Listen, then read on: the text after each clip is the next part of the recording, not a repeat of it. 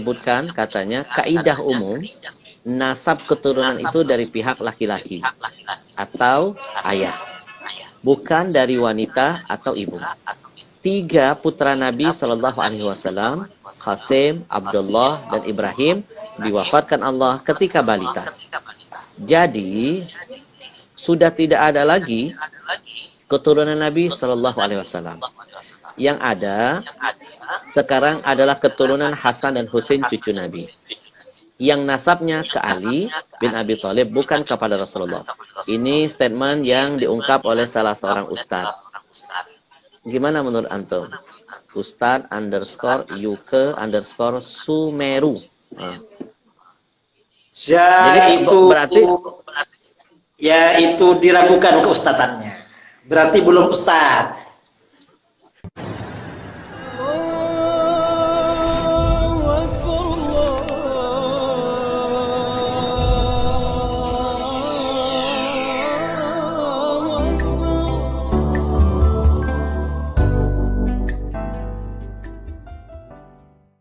Assalamualaikum Ustadz, mau tanya, kalau misalnya kita sering mimpiin habaib yang masih ada ataupun yang sudah wafat, itu artinya apa ya Ustadz? Orang bermimpi ahlul bait atau bermimpi para ulama itu berarti menunjukkan ada mahabbah. Berarti yang bersangkutan ini cinta kepada yang diimpikan itu, dan itu pertanda baik.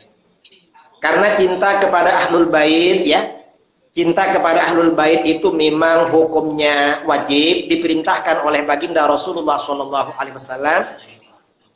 Imam kita, Imam Syafi'i berkata, ya ahla baiti Rasulillah hubbukumu fardun minallah fil Qur'ani anzalahu. Mencintai ahlul bait itu adalah kewajiban yang diturunkan Allah di dalam Al-Qur'an. Berarti mahabbahnya ini benar-benar mantap karena sampai terbawa ke dalam mimpi. Dan ini insya Allah termasuk pertanda baik. Mudah-mudahan kita ini termasuk orang yang cinta kepada ahlul bait. Cinta kepada ahlul bait itu termasuk salah satu ciri-ciri ahlus sunnah wal jamaah. Ahlus sunnah itu ciri-cirinya cinta kepada ahlul bait. Itu diantara ciri-cirinya. Nah, ahlul bait ini, ahlul bait itu artinya, maaf ya Habib ya, ahlul bait itu artinya keluarga Rasulullah SAW. Yang dimaksud keluarga Rasulullah itu siapa? Keluarga Rasulullah itu ya istri-istri beliau, itu ahlul bait. Kemudian kerabat beliau dari Bani Hashim dan Bani Muttalib, dan anak cucu beliau, itu ahlul bait semua. Kita cinta kepada semuanya. Itu merupakan ajaran Ahlus Sunnah wal Jamaah. Kalau sampai terbawa dalam mimpi, itu berarti cintanya benar-benar mantap, luar biasa insya Allah. Baik Ustadz, ada yang menarik nih. Ada yang bertanya tentang statement salah seorang ustadz yang menyebutkan katanya kaidah umum nasab keturunan itu dari pihak laki-laki atau ayah, bukan dari wanita atau ibu. 3 putra Nabi Shallallahu Alaihi Wasallam, Qasim, Abdullah, dan Ibrahim, diwafatkan Allah ketika balita. Jadi sudah tidak ada lagi keturunan Nabi Shallallahu Alaihi Wasallam. Yang ada sekarang adalah keturunan Hasan dan Husain cucu Nabi, yang nasabnya ke Ali bin Abi Thalib, bukan kepada Rasulullah. Ini statement yang diungkap oleh salah seorang ustadz. Gimana menurut antum? Ustadz _UK_ Sumeru. Jadi itu berarti ya itu diragukan keustatannya. Berarti belum ustadz. Kalau statement begitu berarti belum makomnya ustadz. Mengapa? Memang ya untuk urusan nasab itu melalui laki-laki. Tetapi untuk nasab kepada Rasulullah yang mengatur Rasulullah, dan Rasulullah bilang bahwa keturunan beliau melalui Ali, ya sudah selesai. Itu Rasulullah yang mengatur, kita mau apa? Karenanya ini sebenarnya nggak perlu ditanyakan seperti ini, nggak perlu. Kalau ada orang ngaku ustadz terus dia pemintar seperti itu, berarti belum makomnya ustaz. Jadi mungkin masih perlu belajar. Atau mungkin ustaz instan. Ustaz instan ya. Ustaz instan belum belum banyak belajar kitab-kitab tafsir, kitab-kitab hadis. Karena memang ya di dalam kitab-kitab hadis ya diterangkan dalam kitab tafsir ya ketika menafsirkan surah Al-Ahzab itu juga ada keterangan seperti itu. Di kitab-kitab sirah, di kitab-kitab hadis juga ada keterangan seperti itu. Jadi keturunan Hasan dan Husain, Sayyidina Hasan dan Sayyidina Husain ke bawah itu termasuk Ahlul Bait. Dan memang Ahlul Bait Rasulullah yang melalui Sayyidina Ali memang. Itu Rasulullah yang mengatur. Jadi ini sudah selesai sebenarnya. Berarti mungkin juga karena ada kedengkian dalam hatinya atau kehasutan. Bisa nggak orang yang begini termasuk kategori yang menganggap bahwa Nabi itu abtar? Nggak ada keturunan. Kalau yang dimaksud abtar itu kita nggak tahu ya. Mungkin dia ini. Jadi begini, dalam sejarah peradaban Islam itu ada kelompok yang namanya Nasyibi. Kelompok Nasyibi ini kelompok yang benci Ahlul Bait. Jadi kelompok yang benci Ahlul Bait itu disebut dengan Nasyibi.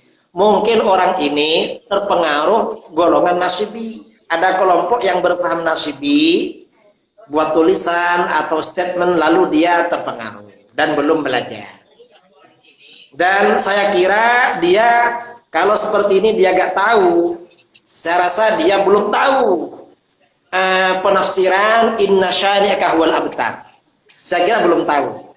Karena yang gini-gini gak tahu apalagi tafsir. Karena ini kan surat Al-Kautsar bagian belakang ini. Ahlul Bait ini surat Al-Ahzab lebih depan. Mungkin ini surat Fatihah belum belajar pula tafsirnya. Jadi ini kan sudah ke belakang. Saya kira ya kita tidak bilang dia ini termasuk yang memvonis Rasulullah abtar. Saya kira belum ngaji lah, belum belajar. Karena ini penafsiran abtar itu di surat bagian belakang. Yang Ahlul Bait itu agak ke depan. Mungkin surat Fatihah belum tahu juga penafsirannya. Karena dia nggak tahu. Iya. Terus apa hukumnya kalau dia sampai mengatakan bahwa tidak ada lagi keturunan Nabi, sudah tidak ada lagi? Ya, dia hukumnya haram, dosa besar dia itu. Gak boleh seperti itu. Karena dia bukan ahli ilmu tapi berfatwa. Orang yang bukan ahli ilmu lalu berfatwa itu dosanya lebih besar daripada berzina dan mencuri. Kata Imam Ghazali dalam Ihya Ulumuddin, orang awam itu seandainya berzina atau mencuri itu lebih bagus daripada dia berfatwa.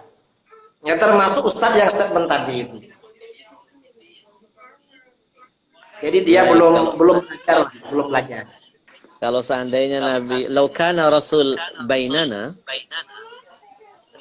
menghadapin orang-orang yang berpikiran picik begini, mungkin sudah turun surah khusus buat dia. Ya, sama seperti surat yang diturunkan buat orang yang menghina Nabi. Allah itu sangat menjaga betul perasaan Nabi SAW. Ya, itu surat Al-Abtar itu orang Quraisy ya, ada orang musyrik dari Quraisy yang bilang begitu. Akhirnya turun surat itu. Ada lagi Ustaz statementnya yang kurang enak dengan segala ketidaktahuannya dia berani menyampaikan begini. Habib atau Habib dalam kurung itu bahasa Arab. Artinya orang yang dicintai Allah Subhanahu wa taala dan banyak manusia. Habib itu tunggal. Habaib itu jamak katanya. Bukan berarti keturunan Nabi SAW. Statementnya jelas sekali itu. Ya, ini gak ngerti Habib. Jadi memang seperti disebutkan oleh Sayyid Muhammad Murtada Az-Zabidi dalam Tajul Arus min Jawahiril Qamus, istilah Habib ini awal mula kan digunakan untuk keturunannya Sayyid Abdullah Al-Idrus. Jadi golongan Ahlul Bait dari Hadarimah, dari Hadramut. Jadi anak cucu beliau kemudian dipanggil Habib. Habib itu ya Ahlul Bait dari keturunan beliau. Memang di daerah-daerah lain itu tidak dipakai. Kalau di daerah Maroko di Mesir, keturunan Sayyidina Hasan dipanggil Syarif. Kalau dari jalur Sayyidina Husain dipanggil Sayyid. Itu dalam kitab-kitab. Nah, sejak kira-kira abad ke-10 Hijriah di Yaman, untuk keturunan Sayyid Al-Idrus itu dipanggil Habib. Dan ini istilah. Dan istilah Habib itu artinya dicintai. Mengapa dicintai? Ya karena memang para habaib yang dari Yaman dulu itu selain mereka memang ahli ilmu, mereka juga orang yang bersih, orang-orang sufi, orang cinta pada mereka. Akhirnya mereka dipanggil Habib. Dan sampai sekarang anak cucunya juga dipanggil Habib juga. Ini istilah sebenarnya.